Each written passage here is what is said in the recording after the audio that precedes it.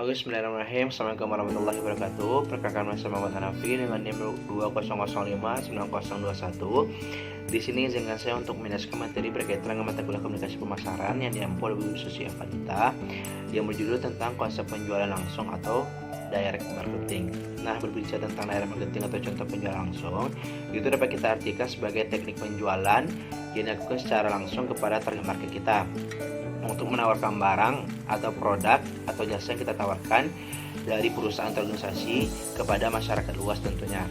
Nah, lalu dengan istilah lain, kita juga harus memperhatikan bagaimana sih direct selling ini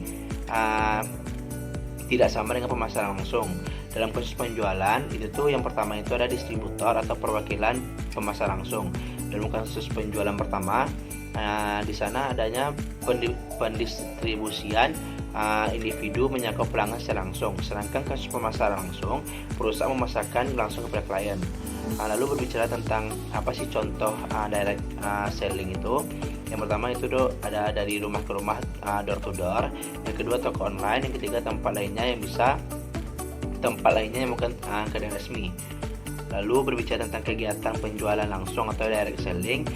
Yang pertama itu adanya bagaimana sih metode penjualan di mana produk atau jasa yang kita tawarkan tersebut dijual secara langsung kepada konsumen tanpa melalui perantara siapapun. Nah, biasanya penjualan secara langsung ini dilakukan oleh tenaga penjual yang datang langsung dari rumah ke rumah. Lalu berbicara tentang kelebihan dan kelemahan penjualan langsung atau direct selling ini.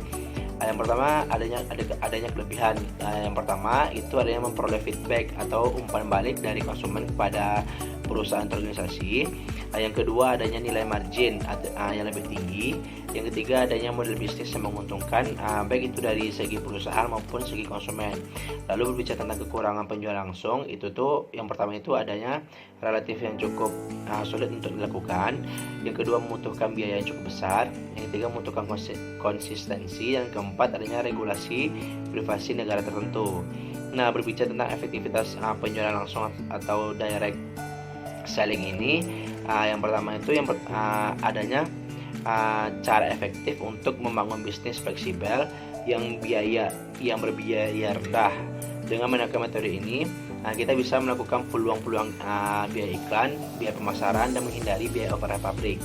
Lalu efektivitas penjualan secara langsung ini dapat diukur dari seberapa sukses si tenaga penjual dalam memperkenalkan produk atau jasanya kepada masyarakat luas. Mungkin sekian presentasi berkaitan dengan direct selling ini. Mohon maaf apabila ada kesalahan. Assalamualaikum warahmatullahi wabarakatuh.